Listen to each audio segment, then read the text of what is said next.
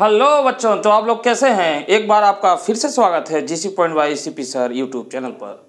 तो बच्चों, अभी तक आप देख रहे थे एकेडमी क्लास चल रही थी, जिसमें कि 11th क्लास, 12th क्लास और जो है फिजिक्स, केमिस्ट्री और तमाम बीएससी क्लास भी आपने देखा, जो कि हमारा केमिस्ट्री का चलता है। तो बच्चों, कुछ बच्चों ने खास ये हमसे जो है कि निवेदन किया कि सर जो है कि कंपटीशन लेवल का भी कुछ बनाइए। तो बच्चों देखिए, हर चीज़ का क्षेत्र अलग होता है, फिर भी बच्चों के बार बार कहने पर एक छोटा सा मेरा प्रयास है कंपटीशन बच्चों के लिए। कंपटीशन क्षेत्र में जनरल साइंस यानी सामान्य विज्ञान का एक बहुत समय से स्थान रहा है और यहाँ से बराबर क्वेश्चन आते हैं। तो बच्चों, क्वेश्चन आते हैं और जो है कि वहाँ से पूछे जाते हैं, तो बच्चे इसके लिए तमाम किताबें प्रयोग करते हैं और उचित भी है। तो जैसे ल्यूसेंट है और भी तमाम पत्रिकाएं वगैरह हैं, उनसे आसानी से ये क्वेश्चन मिल जाते हैं। परंतु क्वेश्चन को पढ़ने के बच्चों तरीके अलग अलग होते हैं। यानी एक तो सीधे सीधे उसको रट लेना, मगर रटने से क्या है, वो कुछ समय तक हमारी मेमोरी में होता है, उसके बाद वो भूल जाता है। अगर थोड़ा सा उसमें कुछ ट्रिक बनाकर या उसमें कुछ सामंजस्य स्थापित करके कुछ ऐसे पढ़ा जाए ताकि वो हमें समझ में भी आ जाए और हमारे मेमोरी में वो बना रहे आगामी परीक्षाओं के लिए भी। तो कुछ मेरा ऐसा प्रयास है। तो आइए देखते हैं, इसको समझते हैं। तो बच्चों, यहाँ पर हम लोग पढ़ने वाले हैं महत्वपूर्ण उपकरण। महत्वपूर्ण उपकरण व उपयोग। तो बच्चों, यहाँ जनरल साइंस में हम लोग बात कर लेते हैं भौतिक विज्ञान। भौतिक विज्ञान।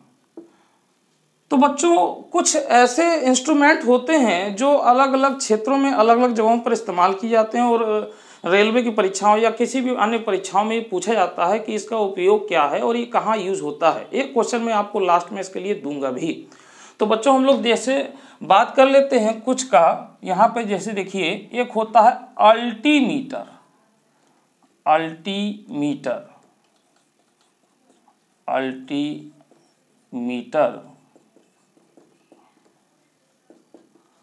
तो बच्चों, अल्टीमीटर और एक दूसरा हम लोग लेते हैं मल्टीमीटर। मल्टीमीटर। मल्टीमीटर। मल्टीमीटर। ये दो है बच्चों।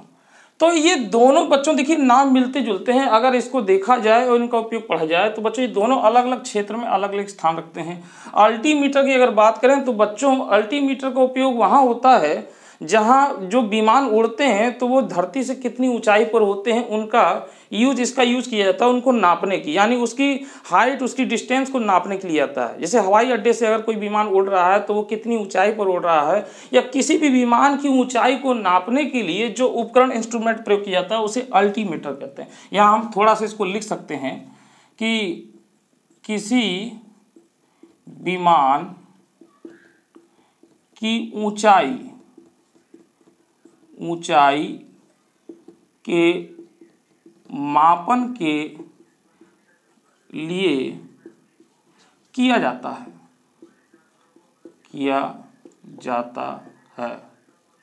बच्चों, बहुत ज़्यादा इसमें डिटेल की आवश्यकता नहीं होती है। हमारी एकेडमी क्लास में तो बहुत ज़्यादा डिटेल लिया जाता है, परंतु यहाँ पर आपको बस ये थोड़ा सा ही पता होना चाहिए। मगर कुछ अगर चीज़ें पता कर ली जाए तो उसमें कोई हर्ज नहीं है। तो बच्चों, अल्टीमीटर है, इसको हिंदी में जो है हम लोग हिंदी में इसको तुंगता मापी भी बोलते हैं। तुंगता मापी। कभी कभी ऐसे भी क्वेश्चन आ जाते हैं कि तुंगता मापी का प्रयोग कहाँ किया जाता है। तो तुंगता मापी बच्चों यही होता है जबकि ये पता ना होने पर और वो छूट जाता है, तो इसलिए ये भी है। यानी किसी विमान की ऊंचाई के मापन के लिए जो है ये किया जाता है। अब बच्चों आते हैं मल्टीमीटर में। बच्चों, मल्टीमीटर एक ऐसा है, जैसे देखिए नाम ही इसका है मल्टी, जैसे कहते हैं मल्टीपर्पज, यानी कई चीज़ों के लिए काम होता है। तो मल्टीमीटर का उपयोग हो सकता है। मीटर यानी ये जो है कि धारा, वोल्टता, प्रतिरोध सभी को मापने के लिए किया जाता है। तो यानी यहाँ पे हम लिख सकते हैं इसका उपयोग जो है कि कई भौतिक राशियों, लिख सकते हैं बच्चों, कई भौतिक राशियों कई भौतिक राशियों जैसे धारा, प्रतिरोध,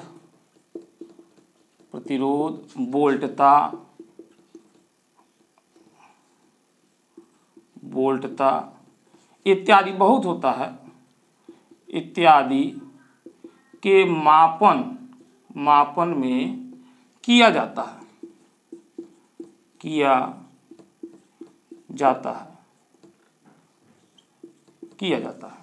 तो ये इसका उपयोग हो गया बच्चों।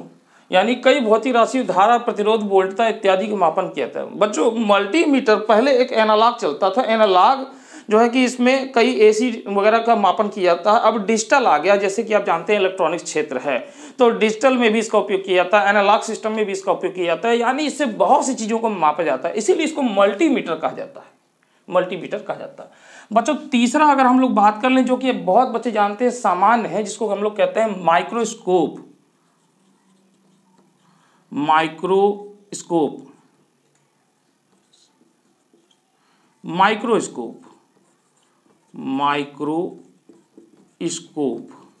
इसको बच्चों सूक्ष्मदर्शी भी बोलते हैं, सूक्ष्मदर्शी। तो बच्चों इसका उपयोग तो सभी जानते हैं। सूक्ष्मदर्शी यानी सूक्ष्म वस्तुओं को बड़ा करके दिखाने वाला ही उपकरण जो होता है वो माइक्रोस्कोप होता है। यानी हम इसमें लिख सकते हैं कि सूक्ष्म वस्तुओं के आकार को बड़ा करके दिखाने वाला यंत्र माइक्रोस्कोप कहलाता है,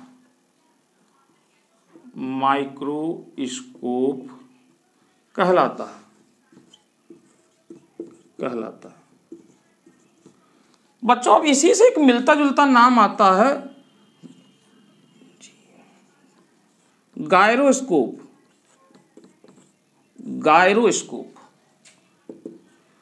तो बच्चों देखिए, यहाँ पर इस तरीके से अगर पढ़ा जाए तो कुछ हद तक काफ़ी मदद मिल सकती है, क्योंकि ये मिलते जुलते नाम हैं, थोड़ा थोड़ा इनमें फ़र्क होता है, ठीक है। ऐसे बच्चों बहुत हैं। तो गायरोस्कोप का क्या होता है बच्चों? माइक्रोस्कोप जो होता है वो सूक्ष्म वस्तुओं को बड़ा करके देखने का काम आता है, जैसे हम लोग लेंस से देखते हैं। इसका काम होता है घूर्णन गति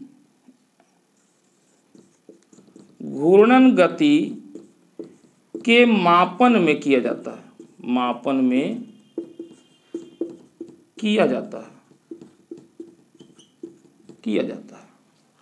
जैसे कोई वस्तु घूम रही है, रोटेट कर रही है, तो उस घूर्णन गति के द्वारा जो है कि कितना अंश कितना कोण वो घूमा, यानी उसके मापन में किया जाता है, घूर्णन गति में, रोटेशनल मोशन में बच्चों किया जाता है। अब इसी तरीके से बच्चों बात कर लें हम लोग, जैसे आपका होता है वोल्ट मीटर। तो वोल्ट मीटर को बच्चों कहते हैं विभव मापी।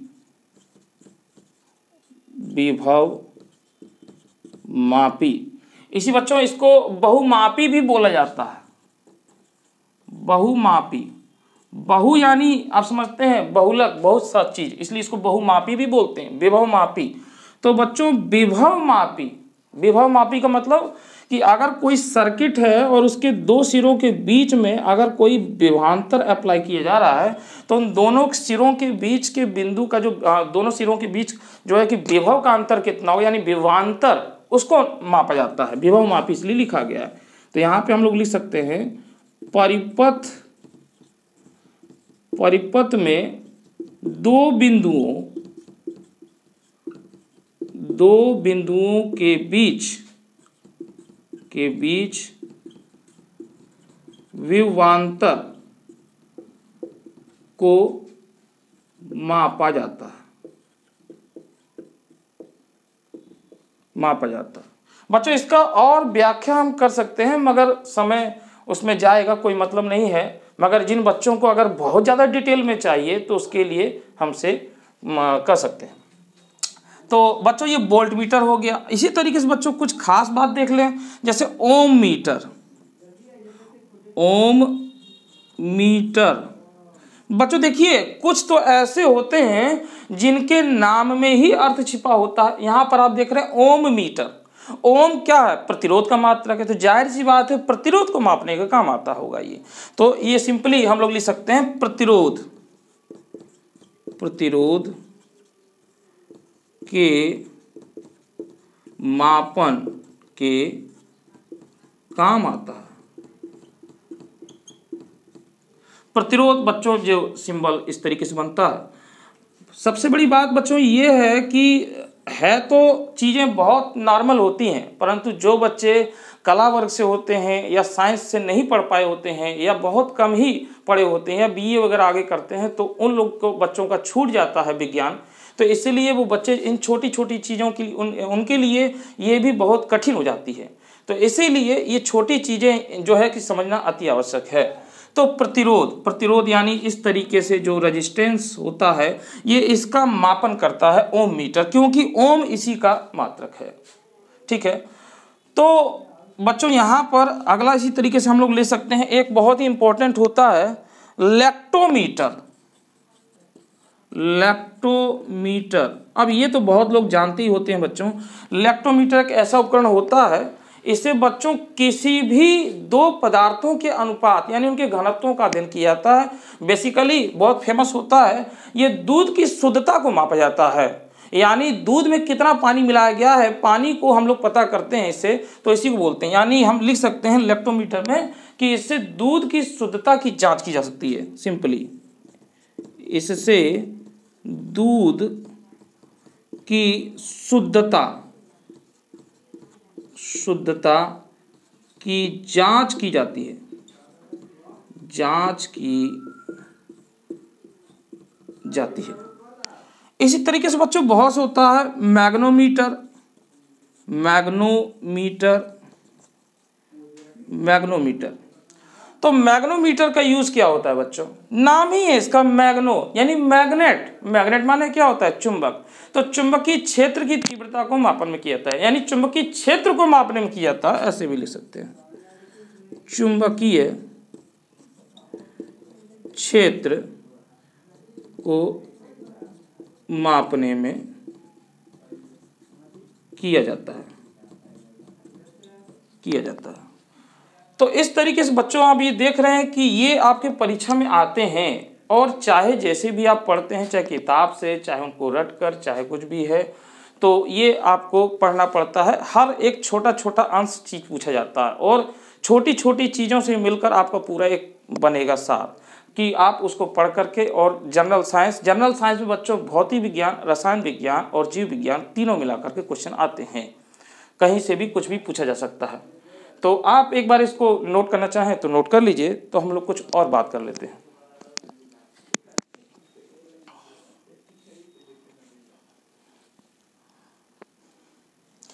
हाँ बच्चों, तो ये आपने नोट कर लिया होगा। तो बच्चों इस तरीके से आप देख रहे हैं कि ये जो चीज़ें हैं ये बहुत ज़्यादा हैं, ये कम से कम 200-250-300 के आसपास होते हैं किताबों में। अब समस्या ये होती है कि कितना पढ़ा जाए, क्या कौन कौन सा पढ़ा जाए, बहुत होता है। कुछ केमिस्ट्री में ऐसे मेजरमेंट होते हैं, उनको कैसे किया जाता है, कुछ फिजिक्स में होते हैं, तो कुछ बायोलॉजी से रिलेटेड होते हैं, तो कुछ अन्य क्षेत्रों में होते हैं, कई जगह होते हैं।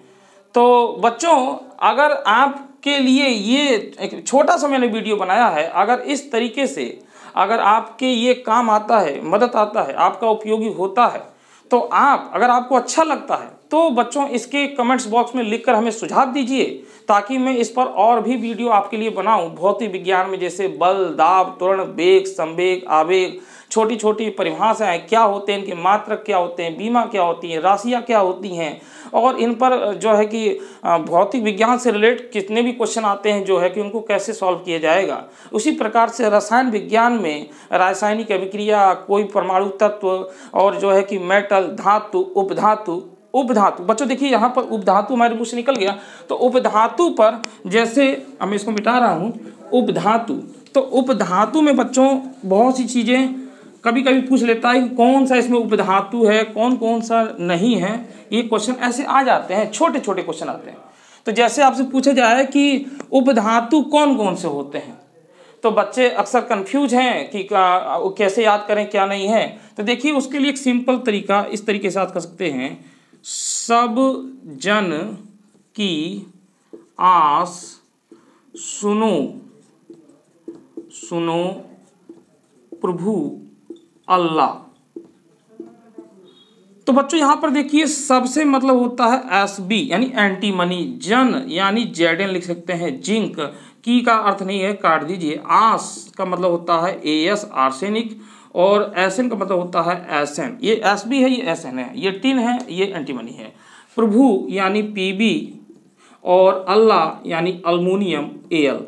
तो बच्चों सब जन की आस सुनो प्रभु अल्लाह, यानी ये जो आप मेटल देख रहे हैं बच्चों ये होते हैं उभय धर्मी, उभय धर्मी, उभय धर्मी धातु, एम्फोटेरिक मेटल बोला जाता है इसको, एम्फोटेरिक मेटल। तो ये सब क्वेश्चन बन जाते हैं बच्चों, क्वेश्चन का कोई भी कहीं से भी पूछा जा सकता है, कुछ भी पूछ सकता है। सबसे बड़ी बात ये होती है कि कंपटीशन का कोई सिलेबस निश्चित ही नहीं होता। कंपटीशन का सिलेबस एक समुद्र की तरह है, उसमें जीएस है, चाहे जनरल साइंस है, चाहे वो कोई भी क्षेत्र ले लें, चाहे वो टेक्निकल फील्ड एरिया ले लें। टेक्निकल फील्ड में तो फिर भी एक कुछ होता है निश्चित, परंतु नॉन टेक्निकल की अगर बात करें, जैसे बहुत सी परीक्षाएं होती हैं, गुड्स गार्ड्स है, रेलवे एसएम है और ग्रुप डी का है, इन सब में अथाह है, कहीं से भी हो सकता है। तो इसीलिए ज़्यादा से ज़्यादा जानकारी अगर हासिल हो जाए तो ये जो है कि समस्या आसानी से सॉल्व हो सकती है। तो बच्चों ये आपके कुछ मेटल हैं, ये मेटल हैं, ये इन्हें उभयधर्मी धातु कहते हैं। उभयधर्मी धातु, अब कुछ बच्चे ये समझ नहीं पा रहे होंगे उभयधर्मी का मतलब क्या होता है। तो उभयधर्मी का धातु का बच्चों मतलब होता है कि ये एसिड से भी क्रिया करेगा और बेस से भी क्रिया करेगा। जैसे अगर हम जिंक की बात कर लें तो जिंक अगर HCl से क्रिया करता है तो ये जिंक क्लोराइड बनाता है। वहीं पर अगर हम Zn की क्रिया जो है NaOH से करा दें तो सोडियम जिंकेट बनाता है। तो यानी जिंक जो है वो आपका दोनों से क्रिया कर रहा है, एक एसिड से क्रिया कर रहा है और एक बेस से क्रिया कर रहा है। तो this is called amphoteric metal, यानी ये एम्फोटेरिक मेटल हो गया। तो यानी हमें जानना तो यही है कि कौन कौन सा है, ये थोड़ा सा हम बता रहे हैं कि एम्फोटेरिक मेटल क्या होता है। इसी तरीके से बच्चों बायोलॉजी की बात करें, जैसे विटामिन, लिपिड, प्रोटीन, बहुत से क्वेश्चन आते हैं। अगर विटामिन पूछा जाए तो विटामिन हमारे कौन कौन से होते हैं, ए होता है, बी होता है, सी होता है, डी होता है, ई होता है, के होता है और एक एच भी होता है बच्चों। तो बच्चों अब इस विटामिनों में ये कह देता है कि वसा में जो घुलनशील विटामिन होते हैं, सॉल्युबल फैट्स जो होते हैं, यानी फैट सॉल्युबल जो विटामिन होते हैं वो कौन से होते हैं। तो अब इसमें से बच्चों देखिए इसको हम लोग ऐसे पढ़ सकते हैं KEDA। तो बच्चों इसको जब हम पढ़ेंगे तो कीड़ा पढ़ेंगे, कीड़ा, और जब KEDA तो ये हो जाएगा बच्चों वसा में, वसा में यानी फैट्स में होता है, ये फैट्स में हो जाएगा। अब इसमें से आप निकाल दें तो कौन सा बचेगा बच्चों, यहाँ पर देखें बी और सी बचेगा, यानी विटामिन बी और सी। विटामिन बी में कई प्रकार का होता है, B12 होता है, B6 होता है और ये सी होता है। तो ये जो होता है बच्चों ये जल में होता है। ये कभी कभी यही पूछा जाता है कि जल में कौन सा होता है और वसा में।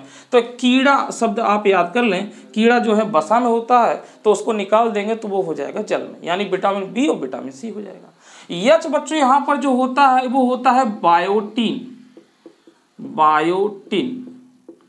बायोटीन यहाँ पर ये जो बच्चों विटामिन है ये अपवाद के रूप में होता है, ये न जल में होता है न वसा में होता है। कभी कभी इसको भी क्वेश्चन बना के पूछा सकता है कि निम्नलिखित में ऐसा कौन सा विटामिन है कि जो जल में और वसा दोनों में घुलनशील नहीं। तो क्वेश्चन का आकार प्रकार कुछ भी हो सकता है। तो बच्चों ये एक छोटा सा वीडियो है, अगर आपको ये वीडियो अच्छा लगा, पसंद आया और आपके काम का कुछ भी उपयोगी है, 1% भी उपयोगी है, तो कमेंट्स बॉक्स में मुझे लिख कर बताइए कि आपको ये कितना अच्छा लगा और आपको किस किस टॉपिकों पर ज़रूरत है। वो टॉपिकों पर मैं मेहनत करके उस पर वीडियो तैयार करके आपको प्रोवाइड कराऊंगा। तो बच्चों आज की वीडियो में इसमें इतना ही, फिर हम लोग किसी खास टॉपिक पर बात करेंगे। तब तक मुझे दीजिए इजाज़त, धन्यवाद।